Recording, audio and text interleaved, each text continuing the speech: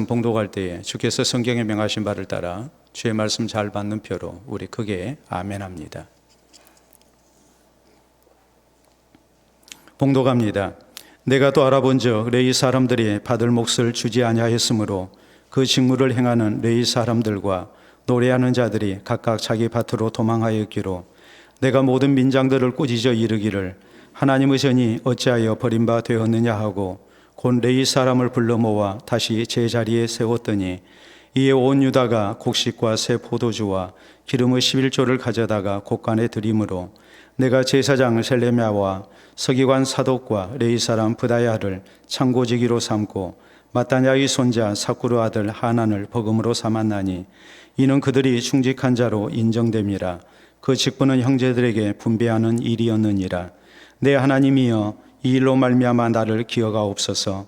내 하나님의 정과 그 모든 직무를 위하여 내가 행한 선한 일을 도말하지 마옵소서. 아멘.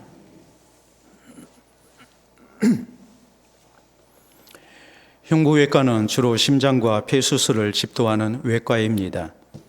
인간의 수많은 신체 가운데 가장 중요한 심장을 수술하는 분야, 이것이 바로 흉부외과입니다. 그러므로 흉부외과에서 담당하는 심장 수술은 집도하는 의사에게 있어서 상당히 부담이 가는 수술입니다. 왜냐하면 수술이 잘못되면 환자가 죽기 때문입니다. 심장 수술은 안 하면 죽을 가능성이 큽니다. 또 수술을 잘못하면 죽습니다. 그러므로 꼭 해야만 하는 수술인데 수술을 잘못하면 죽을 수 있기 때문에 의사는 많은 부담감을 느끼게 됩니다. 그렇기 때문에 흉부외과는 우리나라에서 지원율 최하위를 기록하는 과이기도 합니다. 전공의가 한 명도 없는 대학병원도 쉽게 찾아볼 수 있을 정도로 지원자가 아주 적습니다. 전국적으로 해마다 20여 명만 지원하는 형편입니다. 설교하는 목사에게 있어서도 심장 수술처럼 힘든 설교가 있습니다. 바로 헌금 설교입니다. 왜냐하면 헌금 설교에 은혜 받기가 결코 쉽지 않기 때문입니다. 설교자의 바람과는 반대로 잘못하면 시험 들기 쉬운 것이 바로 헌금 설교입니다. 그럼에도 불구하고 저는 1년 한 차례 11월 둘째 주일에는 꼭 헌금 설교를 합니다. 지난 30여 년 동안 변함없이 그래왔습니다. 그 이유가 무엇이겠습니까? 심장 수술이 위험 부담을 안고서라도 해야 하는 것처럼 우리 성도들의 바른 신앙생활과 영적 건강을 위해서 바른 헌금 생활도 우리에게 꼭 필요하기 때문입니다. 오늘 본문 성경은 이스라엘을 다스리던 총독 느헤미야가 백성들에게 바른 헌금 생활을 가르치는 내용을 전합니다. 당시 이스라엘 백성들은 하나님께 마땅히 드려야 할 헌물인 11조를 드리지 않았습니다. 그러므로 성전에서 수송드는 레위인들이 생활고를 견디지 못하고 성전을 떠나버렸습니다. 성전에서 하나님을 전적으로 섬기는 대신에 각기 자기 밭으로 가서 농사를 짓습니다. 그러므로 성전에서 하나님 섬기는 일에 전문 사역자로 부르심을 받은 레위인들이 성전을 떠나버렸기 때문에 백성들이 성전에서 하나님 앞에 예배를 드리고 싶어도 예배를 드릴 수가 없습니다. 성전에서 드리는 예배가 정상적으로 드려지지 않는 참으로 안타까운 형편이 되고 만 것입니다. 그러므로 느헤미야는 레위인들에게 이제 성전에 자기 자리로 돌아오게 합니다. 그리고 백성들에게 온전한 11조를 바치게 합니다. 그래서 정상적인 성전 예배가 이루어지는 가운데에 백성들의 신앙생활이 지장받지 않도록 저희가 바른 모습으로 하나님을 섬겨나갈 수 있도록 이렇게 모든 조치를 다합니다. 그리고 나서 느헤미야는 14절에 하나님께 이렇게 기도합니다. 내 하나님이여 이 일로 말미암아 나를 기억하시옵소서. 내 하나님의 정과 그 모든 직무를 위하여 내가 행한 선한 일을 도말하지 마시옵소서라고 하나님께 기도합니다. 백성들로 하여금 바른 헌금 생활을 하는 가운데 하나님을 바로 섬길 수 있게 한 일, 이 일을 하나님께서 기억해 주시라고 간구하고 있는 것입니다. 내가 행한 선한 일을 도말하지 마시옵소서. 이 느헤미야의 고백, 이것이 오늘 우리의 마음을 울릴 수 있도록 해야 합니다. 그러므로 사랑하는 성도 여러분, 우리 모두 본문 성경을 통해서 바른 헌금 생활에 대하여 다시 한번 살펴야 합니다.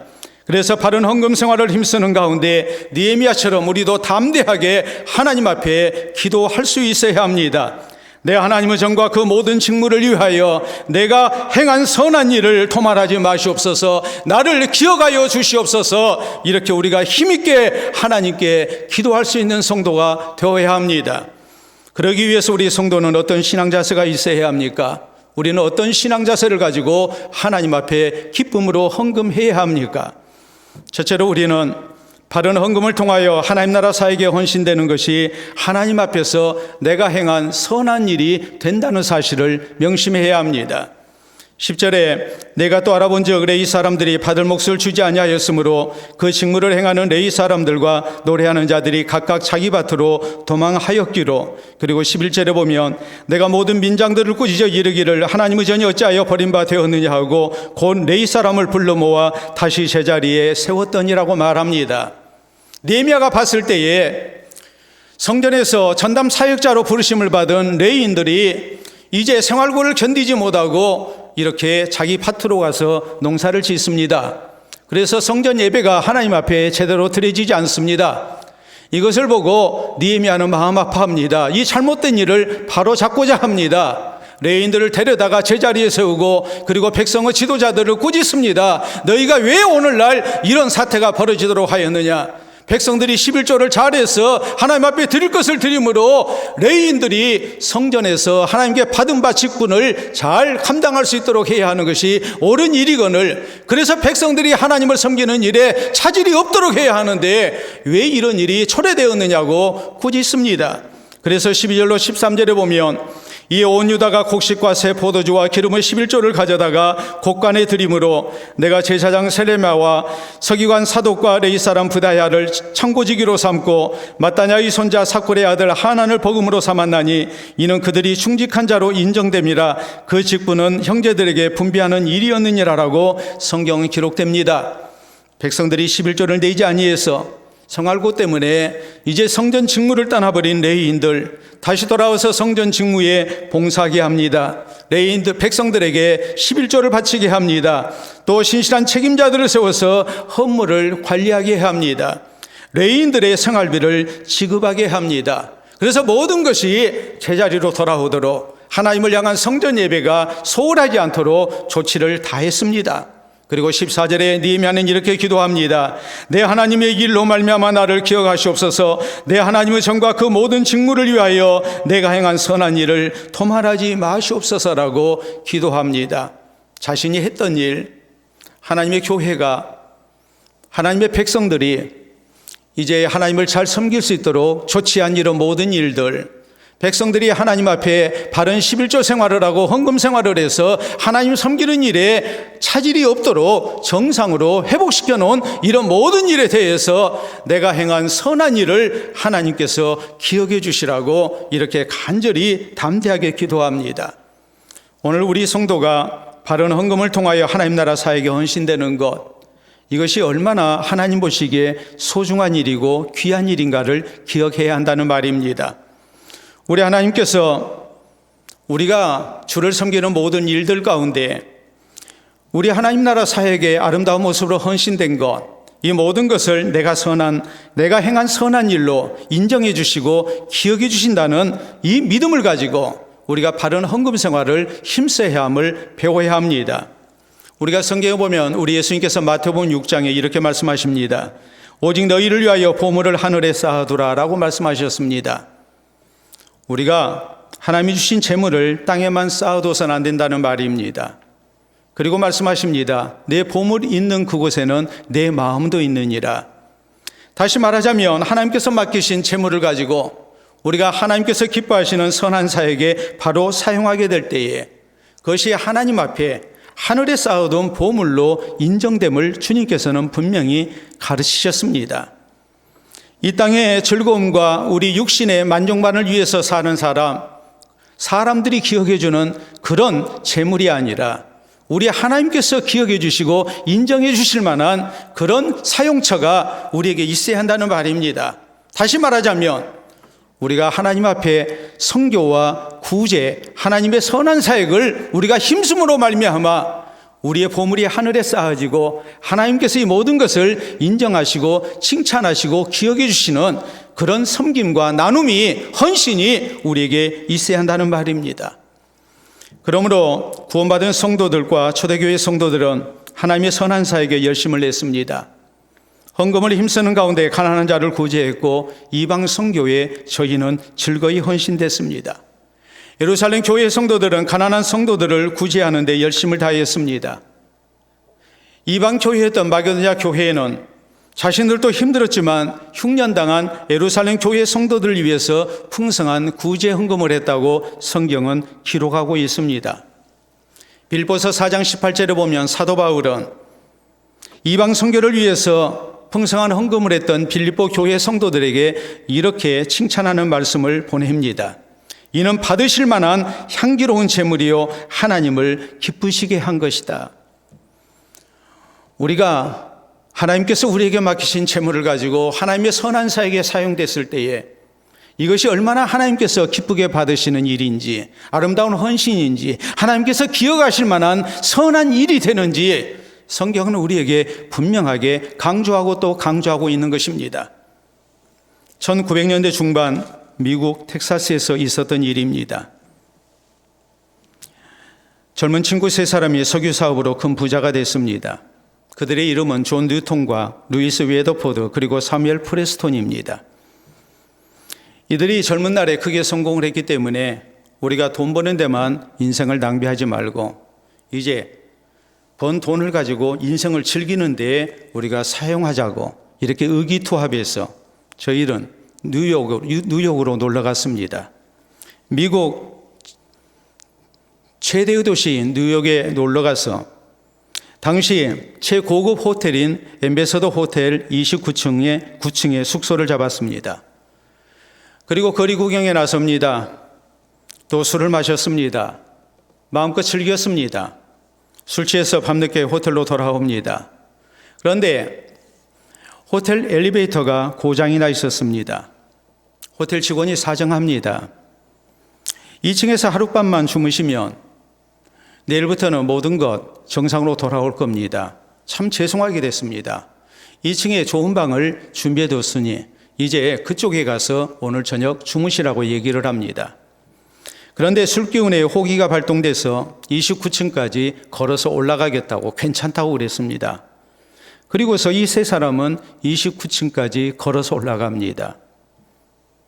아무리 젊은 나이라고 했지만 29층까지 술 취한 몸으로 올라간다는 것 결코 쉽지 않았습니다. 너무나도 힘들었습니다. 간신히 29층 숙소에 도달했습니다. 그런데 도착해서 보니까 문제가 생겼습니다. 호텔 프런트에서 열쇠를 받아오지 않은 겁니다. 다시 1층까지 내려가야 합니다. 또 29층까지 다시 올라와야 합니다. 생각하니까 아찔합니다. 술이 확 깹니다. 그런데 이때 청소하는 아줌마가 활짝 웃는 얼굴로 마스터 키를 주면서 이런 얘기를 합니다. 손님들 여기까지 올라오시느라 수고하셨습니다. 그런데 방 열쇠가 없으면 방에 들어갈 수가 없습니다. 이 마스터 키가 있으면 어느 방이든지 열 수 있는 마스터 키, 이 열쇠가 있으면 이제 걱정 안 하셔도 됩니다. 이것이 없었다면 손님들 정말 큰일 날 뻔했습니다. 그러면서 한마디를 덧붙입니다. 그것은 어떤 얘기였냐면 그런데 진짜 우리 인생의 마스터 키는 예수님이십니다 라고 얘기합니다. 우리 인생의 앞길이 닫혔을 때에 예수 그리스도를 통해서 우리가 영혼의 문을 열 수 있고 또 평안한 삶을 위한 그런 문을 열 수 있다는 뜻입니다. 우리가 예기치 않은 그런 어려운 일을 만나게 됐을 때에 내 가는 길에 장벽을 만나게 됐을 때에 내 앞에 문이 닫혔을 때에 예수 그리스도라는 마스터 키가 없으면 절대 우리 인생의 앞길이 열리지 않는다는 참으로 의미심장한 그런 교훈을 이 청소하는 아줌마가 전한 겁니다. 존 뉴턴은 방에 들어와서 침대에 누웠지만 청소하는 아줌마의 이 말이 귓전에서 맴돌았습니다. 진짜 인생의 마스터 키는 예수님이십니다. 이 말이 계속해서 그의 마음을 때렸습니다. 그러면서 어릴 때 교회에서 생활했던 기억이 떠올랐습니다. 두 친구에게 이렇게 얘기합니다. 우리가 오늘 즐겁게 놀았지만 왠지 마음이 더 허전해. 우리가 돈은 벌었지만 우리가 인생의 길을 혹시 잃은 것은 아닐까? 우리가 돈 버는 것이 또 돈을 즐겁게 내 인생의 즐거움을 위해서 쓰는 것이 가장 옳은 길이라고 인생 잘 사는 거라고 생각해 왔는데 우리가 혹시 인생을 잘못 살고 있는 것은 아닐까? 우리가 이 문제에 대해서 한번 얘기를 해보자고 했습니다. 세 친구는 밤늦게까지 진지한 대화를 나눕니다. 그리고 인생의 방향을 수정하기 시작했습니다. 우리가 젊어서 성공해서 번 돈을 가지고 인생을 즐기는 대신에 우리가 하나님의 선한 사역을 위해서 살아야 하지 않겠느냐는 결론을 얻게 됩니다. 이 세 사람은 붕사 빌리그레암 목사의 선교사에게 동역자가 되기로 작정했습니다. 그리고 기도와 물질로 후원하기 시작합니다. 그래서 이 빌리그레암 목사님을 통해서 미국에서 그리고 전 세계에서 대붕흥의 역사가 일어나는 놀라운 하나님의 일이 이제 벌어지게 됩니다. 사랑하는 성도 여러분, 성경은 디모데전서 6장 17절에서 19절 사이에 우리에게 이렇게 말씀합니다. 정함이 없는 재물에 소망을 두지 말고 오직 우리에게 모든 것을 후히 주사 누리게 하시는 하나님께 두며 선을 행하고 선한 사업을 많이 하고 나누어 주기를 좋아하며 너그러운 자가 되게 하라. 이것이 장래에 자기를 위하여 좋은 터를 쌓아 참된 생명을 취하는 것이니라라고 우리에게 말씀하십니다. 우리 성도는 재물보다 하나님을 의지하고 사는 가운데 하나님의 선한 사역에 힘써야 한다는 말이요. 이것이 진짜 참된 생명을 얻은 그리스도인의 구원받은 성도의 모습이라고 성경은 분명하게 말씀하십니다. 그러므로 우리 성도는 바른 헌금을 통하여 하나님 나라 사역에 헌신되어야 합니다. 하나님의 선한 사역인 선교와 구제하는 일에 우리가 즐거이 헌신되어야 합니다.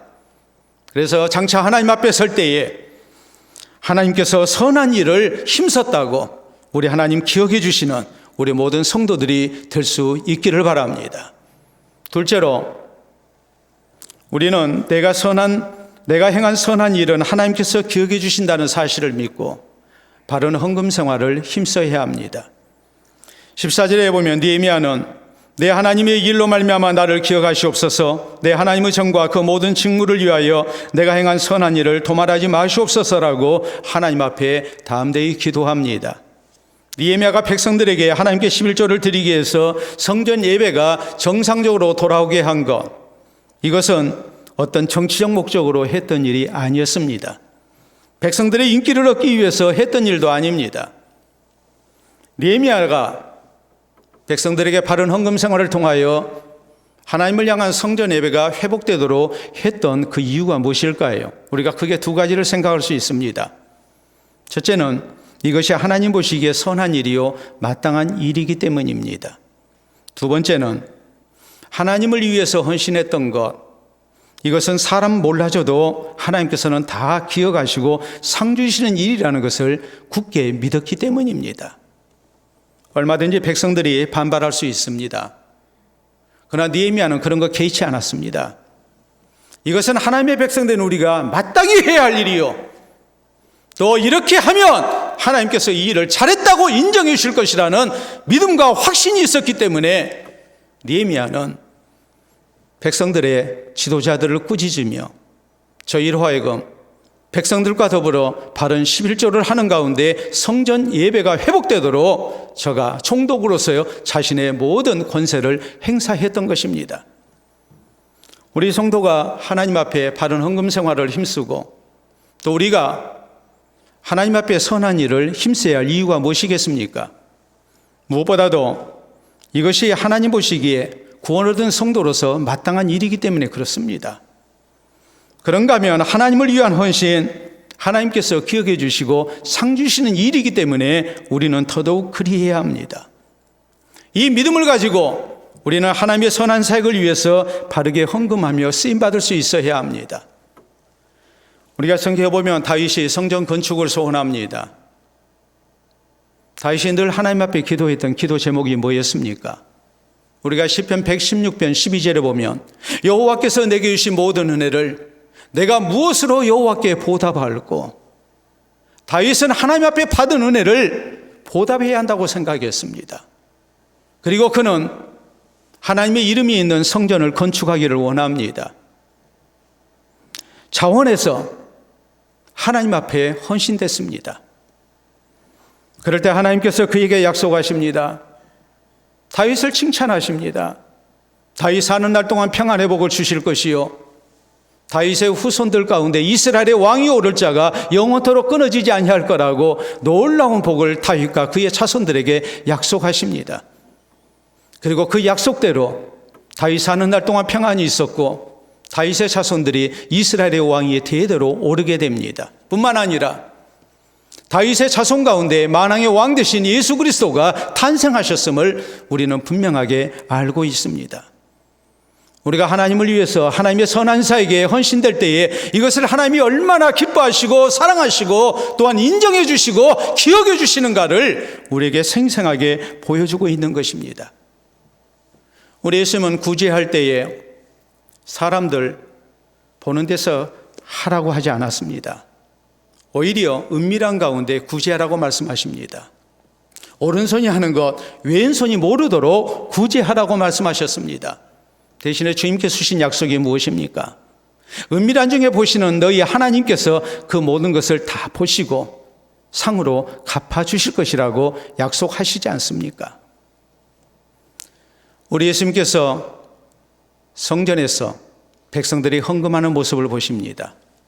부자가 많은 헌금을 했습니다. 사람들이 칭찬했을 것입니다. 인정했을 것입니다. 사람들에게 기억되는 헌금이었을 것입니다. 그에 반해서 한 가난한 과부가 지극히 적은 헌금을 합니다. 우리 예수님께서 그것도 보셨습니다. 예수님께서 칭찬하십니다.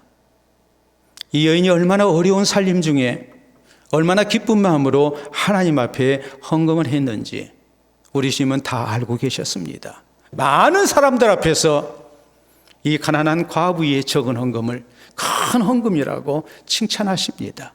인정해 주십니다.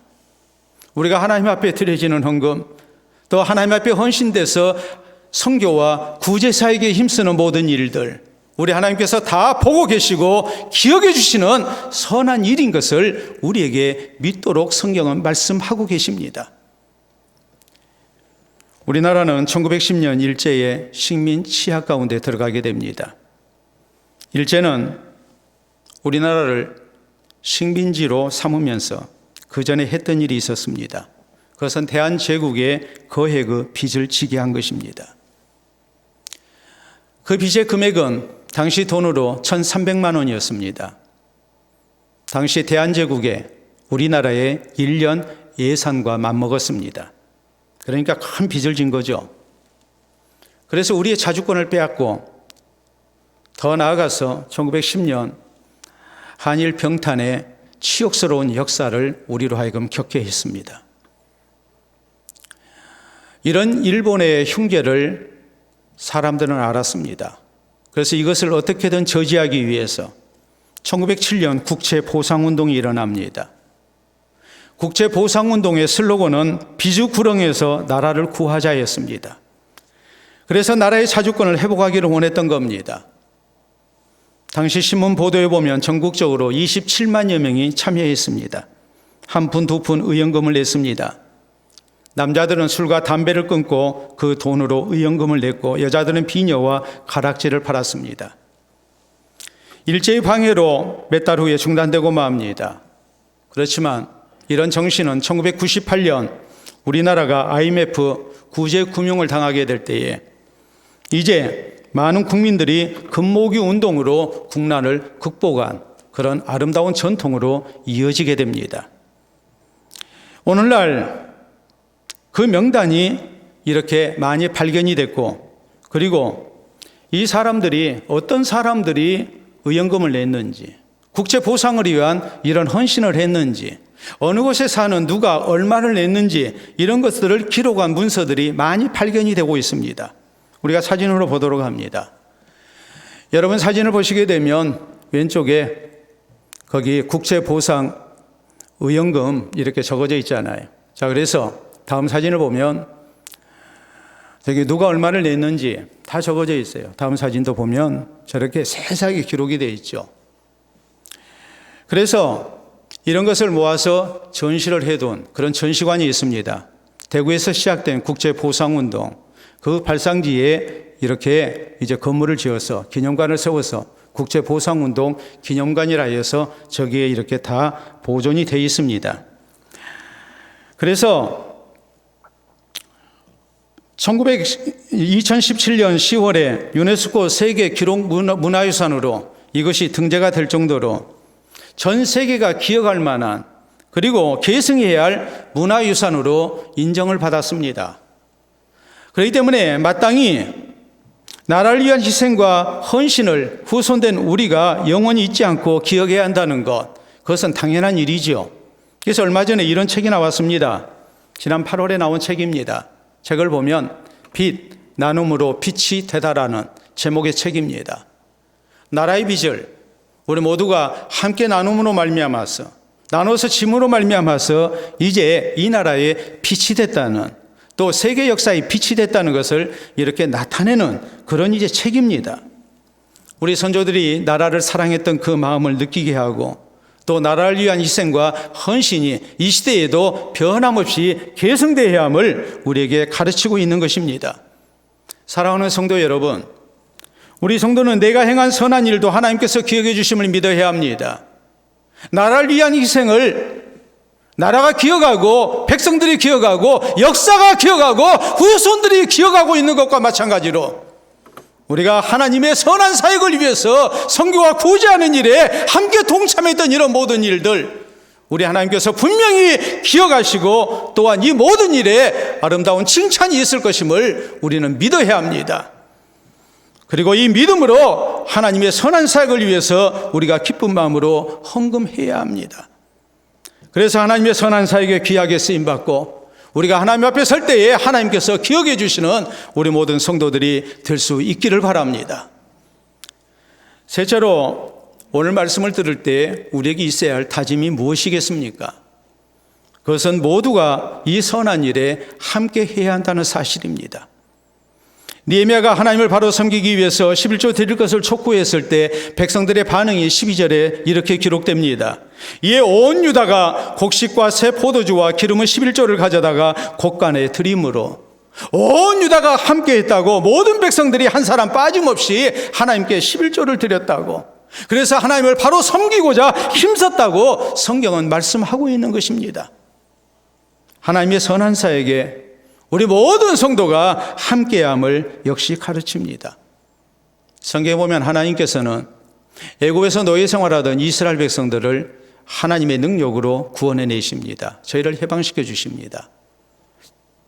그리고 이 백성들에게 생명의 속전을 내게 하셨습니다. 속전이라는 것은 노예 해방금입니다. 자신의 값을 지불해야 노예가 자유를 얻을 수 있는 것과 마찬가지로 하나님께서는 구원받은 모든 이스라엘 백성들에게 바로 이 노예였던 이 백성들 구원하셔서 자유를 얻게 하시고 하나님의 백성 삼으신 다음에 생명의 속전을 내게 하셨습니다. 생명의 속전은 이스라엘 백성들 모두가 내야만 했습니다. 부자든지 가난한 자든지 한 명 빠짐없이 모두가 내야 했습니다. 그리고 그 생명의 속전을 가지고 하나님의 성전에서 하나님 섬기는 데 사용하게 하십니다. 생명의 속전을 한 사람 빠짐없이 내라 하신 이 의미가 뭐겠습니까? 먼저는 누구든지 생명의 속전 대신에 예수님을 구주로 믿어야 죄로부터 구원받는 영적인 자유인이 될 수 있다는 것을 말씀합니다. 이 세상에 어떤 사람이든지 다 예수님을 구주로 믿어야만 구원받을 수 있습니다. 그러므로 우리 하나님께서는 생명의 속전은 모두가 내게 하신 겁니다. 두 번째로는 예수님을 통해서 구원받은 성도들은 마땅히 하나님 나라 사역에 빠짐없이 헌신되어야 함을 가르칩니다. 하나님 앞에 드려졌던 생명의 속전은 성전에서 하나님 섬기는 데 사용됐습니다. 하나님의 선한 사역을 위해서 사용됐습니다. 마찬가지입니다. 구원하던 하나님의 백성들은 모두가 다 동참해서 하나님 앞에 아름답게 헌신되어야 합니다. 하나님의 선한 사역을 위해서 우리가 즐거이 쓰임받아야 합니다. 다윗이 하나님께서 베푸신 은혜에 감사하여 성전을 건축하고자 했을 때에 다윗은 많은 돈을, 많은 재산을 헌금했습니다. 다윗만 헌금한 게 아닙니다. 신하들이 동참합니다. 모든 백성들이 함께 합니다. 그래서 하나님의 성전이 세워지게 됐습니다. 오늘 하나님의 선한 사역에 우리 모두가 함께해야 함을 분명하게 성경은 가르치고 있는 것입니다. 저는 1년 한 차례 헌금 설교를 준비할 때마다 늘 하나님 앞에 감사하며 준비합니다. 우리 교회는 그동안 많은 성도들의 섬김 가운데 하나님의 선한 사역에 힘써온 것, 이것이 참으로 감사한 일입니다. 그동안 교회의 섬김의 원칙을 우리가 얘기할 때에 한 사람이 100보 나아간 교회가 아니라 100사람이 1보씩 나아가는 교회가 되자고, 모두가 함께하는 교회가 되자고 우리는 다짐하고 지금까지 하나님의 선한 사역에 수고해 왔습니다. 경제적 자유함이 없는 노년의 어르신 성도들, 또 사회에 이제 갓 진출한 우리 청년들까지, 또 어린아이들까지 우리 모두가 기쁜 마음으로 하나님 앞에 헌금하며 쓰임을 받아왔습니다. 코로나19로 인하여 우리가 정상적 예배를 드릴 수 없는 상황에서도 대부분의 성도들이 성실함으로 또 진실함으로 하나님 앞에 11조하고 선교와 구제헌금을 드리는 가운데, 또 감사헌금을 드리는 가운데, 주일헌금을 드리는 가운데 하나님 나라 사역에 헌신됐습니다. 그래서 우리가 선교와 구제하는 일에 하나님 나라 사역에 조금 더 위축되지 아니하고 지금까지 잘 감당해 올 수 있는 것, 이 모든 것은 하나님께서 우리를 통하여 이루고자 하신 뜻을 이루신 또 올라온 은혜임을 우리는 부인할 수 없습니다. 참으로 감사한 일입니다. 이 아름다운 모습이 앞으로도 계속되어야 합니다. 지난 6월 23일 이런 보도가 나왔습니다. 신안군 흑산초등학교 장도 분교가 있습니다. 흑산도 옆에 장도라는 조그만 섬이 있는데 이 분교에 전교생이 2명입니다. 2명 형제입니다. 5학년 이승우 군과 1학년 승재 군인데, 이 형제가 항상 마을 어르신들께 사랑을 많이 받은 것, 이것을 어떻게 하면 보답을 할까, 여기에 대해서 고민한 겁니다. 그래서 거창하게 나눔 프로젝트라는 프로젝트를 진행을 했습니다. 이 두 아이가, 형제가 부화기와 닭장을 직접 만들었습니다. 그리고 유정란을 부화해서 병아리를 4마리를 얻었습니다. 길고양이한테 병아리를 잃기도 했지만 포기하지 아니하고 남은 병아리를 잘 키웠습니다. 어미닭이 됐습니다. 거기서 유정란을 얻고 또 부화를 시키고 해서 현재 어미닭 암수 각 2마리씩, 그리고 병아리가 3마리가 있습니다.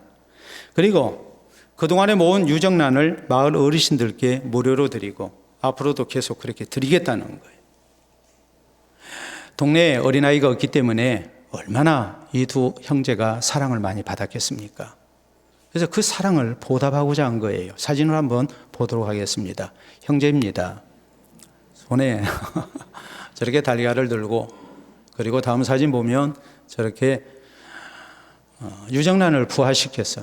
거기서 병아리를 얻어서 저렇게 어미닭으로 키우고 또 저렇게 유정란을 얻고 또 이렇게 점점 개체수를 늘려가는 모습, 얼마나 보기 좋습니까? 우리 마음속에 와 닿는 게 있잖아요. 어르신들께 받은 사랑도 저 어린 형제가 잊지 않고 보답해야 되겠다고 생각하는데, 예수 그리스도를 통해서 생명의 구원을 얻은 하나님의 자녀된 우리 성도가 하나님 앞에 어떤 모습으로 우리가 쓰임을 받아야 할 것인지, 어떤 모습으로 우리가 하나님 은혜에 보답하며 살아야 할 것인지, 그것을 우리에게 말씀하고 있지 않습니까? 그러므로 사랑하는 성도 여러분, 우리 성도도 하나님께서 내게 베푸신 은혜에 늘 보답하며 살아야 합니다. 우리 모두 하나님의 선한 사역에 함께 헌신되어야 합니다. 우리가 함께 기도하고 함께 봉사하고 함께 헌신되고 또 함께 헌금해야 합니다. 그래서 우리 교회가 주님 오시는 그날까지 하나님의 선한 사역을 우리 모두 함께 힘써야 합니다. 더 나아가서 우리가 하나님 앞에 설 때에 하나님께서 우리 한 사람 한 사람을 기억해 주시는 아름다운 은혜가 우리 모두에게 있기를 바랍니다. 우리가 잘 아는 대로 오늘날의 아메리카 대륙은 1492년 콜럼버스에 의해 발견됐습니다. 콜럼버스는 인도로 가는 새로운 항로를 개척하다가 아메리카 대륙을 발견하게 됩니다. 당시 콜럼버스가 이 새 항로를 개척하는 항해를 하고자 했을 때에 많은 어려움이 있었습니다. 무엇보다도 막대한 경비가 소요됐기 때문에 경제적인 여력이 없었던 콜럼버스 입장에서 이것은 참으로 어려운 일이었습니다. 그러므로 콜럼버스는 당시 오늘날의 스페인인 에스파냐의 왕들에게 자기의 계획을 설명하고 후원을 요청합니다. 에스파냐에는 4개의 왕국이 있었습니다. 4명의 왕을 찾아다니면서 자기의 계획을 얘기하고 후원해달라고 요청했을 때에 2명의 왕은 콜럼버스를 믿고 후원을 약속합니다. 그러나 2명의 왕은 콜럼버스의 말을 믿지 않았습니다. 그리고 콜럼버스를 사기꾼이라고 매도하고 모욕을 줬습니다. 콜럼버스는 자기를 믿어준 그리고 후원해준 2명의 왕의 도움을 통해서 이제 인도로 가는 새 항로를 개척합니다. 그러다가 신대륙을 발견하게 된 겁니다. 콜럼버스는 1506년 신대륙에서 죽었습니다. 그는 죽을 때 이런 유언을 남깁니다. 내 시신은 신대륙에 묻어라. 내가 다시는 스페인 땅을 밟지 않게 하라. 자기에게 모욕을 줬던 스페인으로 돌아가고 싶지 않았습니다. 그러므로 콜럼버스가 죽고 난 다음에 장례는 그의 유언대로 진행됐습니다. 콜럼버스의 후손들은 처음에 콜럼버스의 시신을 신대륙에 안치합니다. 그런데 3년 후에 콜럼버스의 시신은 스페인으로 옮겨지게 됩니다. 3년 후인 1509년이 됐을 때에 스페인에는 세계 제1의 큰 예배당이 세워졌습니다. 바로 세비야 대성당입니다. 세비야 대성당은 당시 세계에서 제일 큰 예배당이었습니다. 새로 지어진 예배당이었습니다. 오늘날에도 세비야 이 예배당은 전 세계에서 3번째로 큰 예배당입니다. 가장 큰 예배당이 바티칸에 있는 베드로 예배당이고 2번째가 영국 런던에 있는 세인트 폴 예배당입니다. 그리고 3번째가 이 세비야 예배당입니다. 그래서 어마어마하게 큰 예배당을 짓고 거기에 콜럼버스의 시신을 모셔오기로 합니다. 그런데 콜럼버스의 유언이 문제였습니다.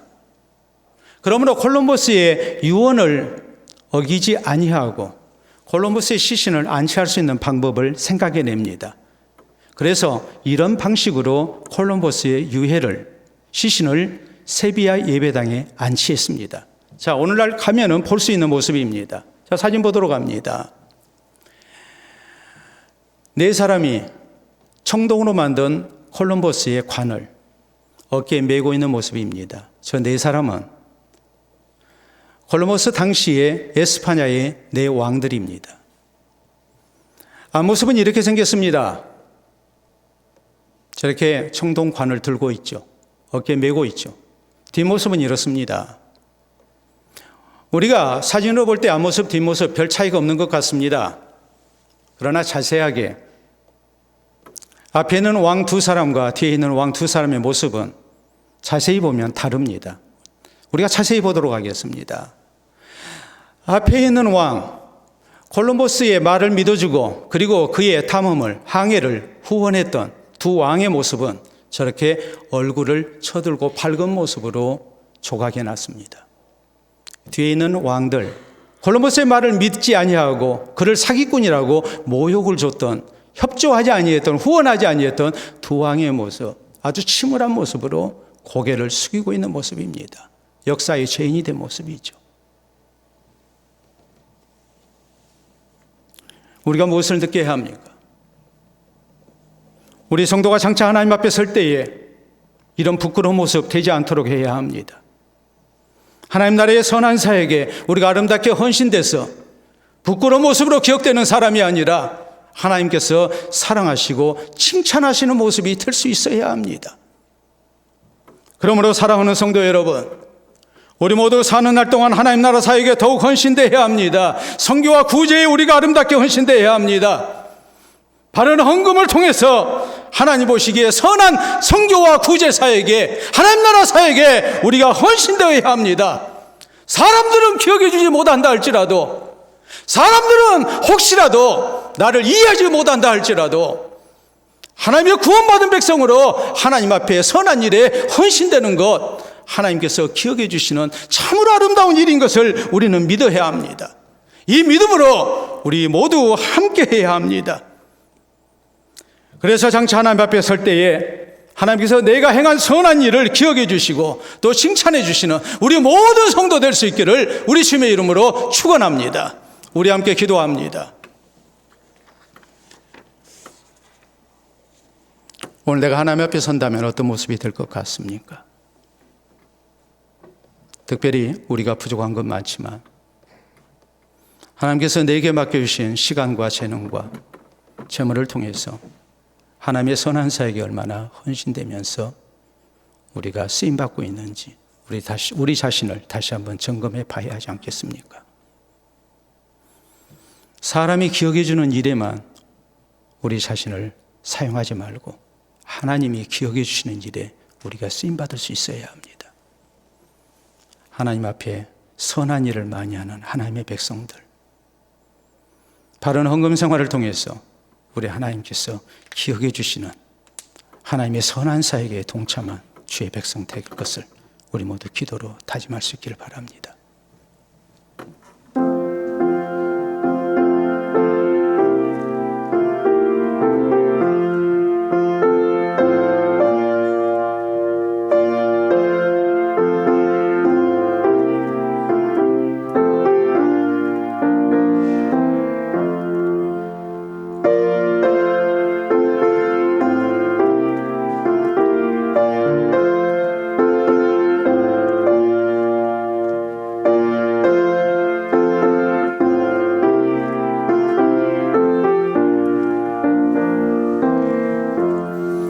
이 시간도 살아계신 우리 아버지, 은혜를 진심으로 감사합니다. 우리를 구원의 백성 삼아주시고 또 하나님 나라 선한 사역의 동역자로 삼아주셔서 이 시대에 하나님의 나라를 세우며 주의 선한 사역에 쓰임받을 수 있도록 은혜 주시니 감사합니다. 오늘 바른 헌금 생활에 대하여 우리가 말씀을 살피며 또 바른 헌금 생활을 통하여 우리 하나님께서 기억해 주시는 선한 일에 아름답게 쓰임받기를 원합니다. 사랑하는 성도들, 오늘 말씀을 통해 헌금 생활에 더욱 위로받게 하시고 힘을 얻을 수 있도록 도와주시옵기를 원합니다.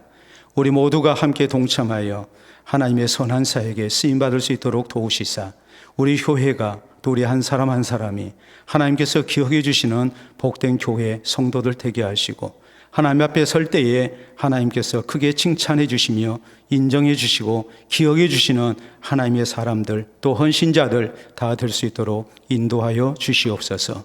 이후로도 어려운 시대를 우리가 살고 있지만 모두가 한마음 되어 주께서 우리 가운데 베푸신 은혜와 또 우리에게 분부하신 명령을 기억하며 아름답게 헌신되게 하셔서 주님 오시는 그날까지 우리 하나님께 영광 돌려드리는 교회 되게 하시고 이 지역사회와 또 멀리 열방을 위하여 꼭 있어야 할 교회로 쓰임받는 우리의 성도들 교회 될 수 있도록 인도하여 주시옵소서. 감사하오며 예수님 이름으로 기도하옵나이다. 아멘.